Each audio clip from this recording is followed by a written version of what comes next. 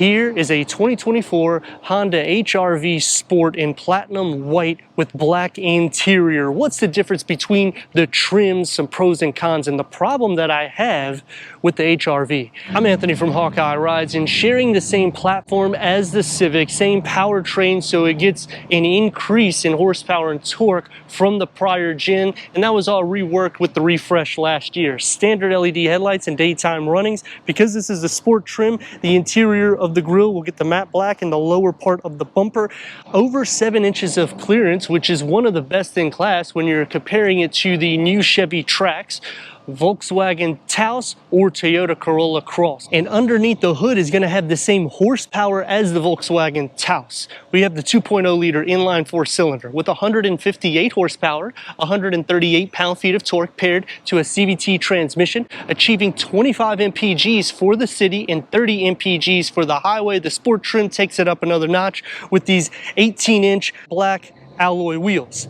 Standard is a 17-inch wheel. The side view mirror cap will get the gloss black with the turn signals integrated in it, and you'll get the matte black that's going to surround the window trims and the lower skirt and the fenders. Almost 10 inches longer than the prior gen. That was also part of the refresh, which gives us more interior space and cargo capacity when we're comparing to the rivals. Now, it will be one of the slower variants in class, but it's also one of the better variants with MPGs. And for towing, it's not really recommended to do so. Payload is over 880 pounds, which when you fill up the cabin, it will make it go a little bit slower because of the CVT transmission and the powertrain that is shared from the Civic. What I like about the HR-V though, is if you're considering a Civic, but you want an SUV, you can go to this variant and you'll get the same powertrain. LED taillights is standard. The lower gets the matte black. The Sport trim blackens out the badge with the bright chrome exhaust tip, the satin aluminum that's going to brush over it, and the lower roof spoiler also receives the gloss black elements. The problem that I have with the HR-V has to be with the performance, not just horsepower and torque, but when you start loading up the interior, it does slow down the vehicle, and that's derived because of how small the engine is. It's still a lightweight vehicle. However, it would be nice to see 175 horsepower just so that way it can motivate the vehicle a little bit more so, because we have gained nearly 10 inches in length. Quick release, going into 24.4 cubic feet of storage. It sits up a little bit, but there isn't any lip to go inside to the cargo. 12-volt charger underneath the floor. Get some storage compartments with the jack, and underneath that, you'll get a spare tire. Because it's not that long of a vehicle for me, I'm tall, I can split fold the rear bench in the back at a 60-40 split. That's going to increase the cargo to 55.1 cubic feet.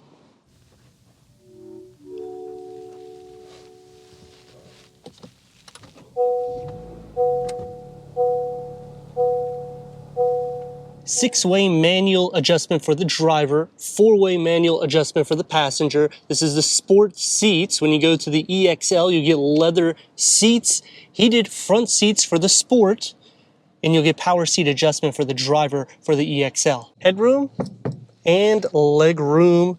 When the HR-V was refreshed, that length that increased came into the interior, borrowing bits from the Civic, which will have the honeycomb grille for the air vents that goes down the sides, more flat dashboard, 6 speakers with 180 watts.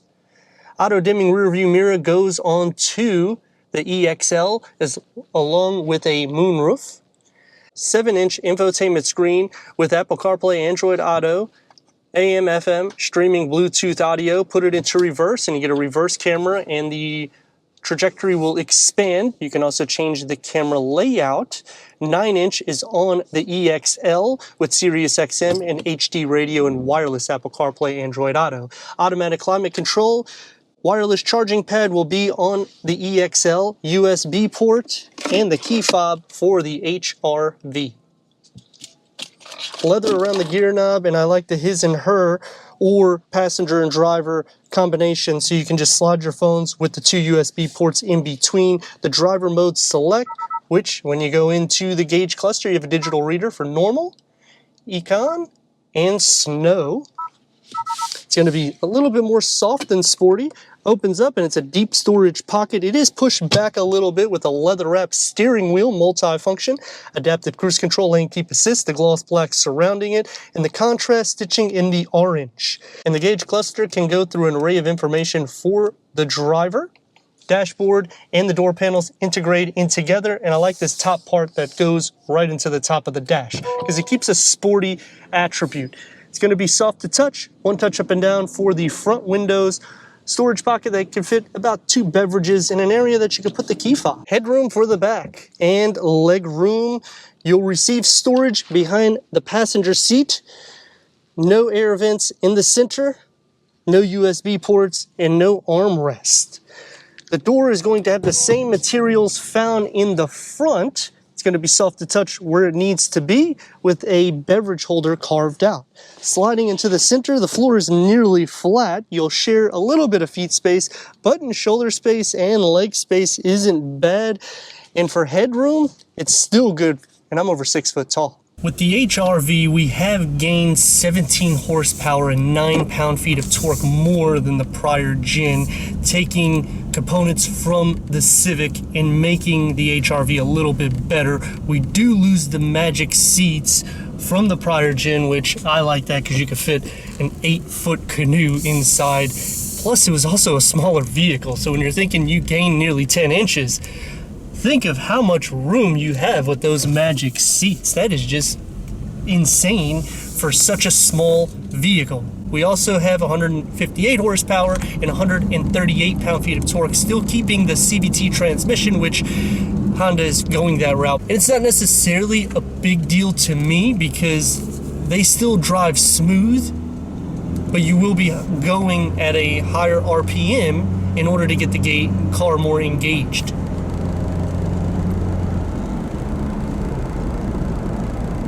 It's a smooth drive even with these upgraded wheels, so whether you go base or you go sport, the major difference really is going to be the styling and the interior specs that you receive.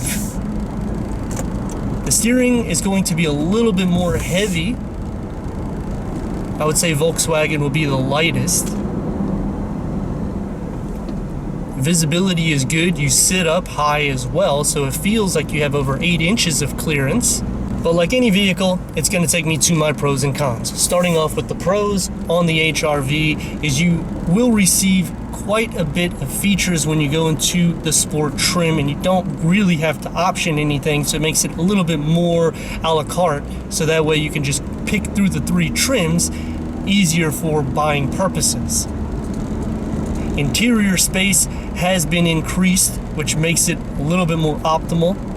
Charging ports, you have a pretty sufficient amount of them, so you're more or less taken care of for the front occupants. In the back seats, I would like to see a little bit more storage in the door pockets, because if I am comparing this to the CR-V, because it's only maybe a couple of inches or so longer than this, but I don't want to go hybrid, that's going to have a little bit more storage. You also have an armrest, a few things that they could touch up. The cons is they still offer a 7-inch screen. You don't get a full digital reader, and you're starting to hover around the 30 grand price point, which when you think about the Chevy Trax, fully loaded is about 25, 27 grand. Now that one's going to be paired to a 6-speed automatic transmission, but you're gonna have more horsepower and torque. Turn radius at more or less a stop point is going to receive about 2 in a par lane. Let's hear that engine.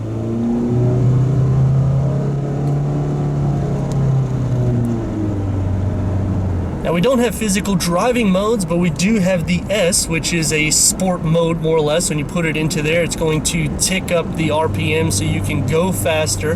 But because it's a CVT transmission, it's not going to alter too much quicker when you're thinking about going up onto the interstate. And that leads me to the bigger problem. With these smaller engines, this is a longer vehicle than the prior gen. We didn't increase a substantial amount of horsepower and torque, in which, when you're thinking about going up onto the interstate, and I know people are probably gonna say in the comments, I don't have any problems. Of course you don't, because you're merging in front of people that are already going up to speed. But if you look at your odometer, you're still not at 70 miles per hour, because it takes quite a bit to get this vehicle motivated past the 45-50 mile per hour range.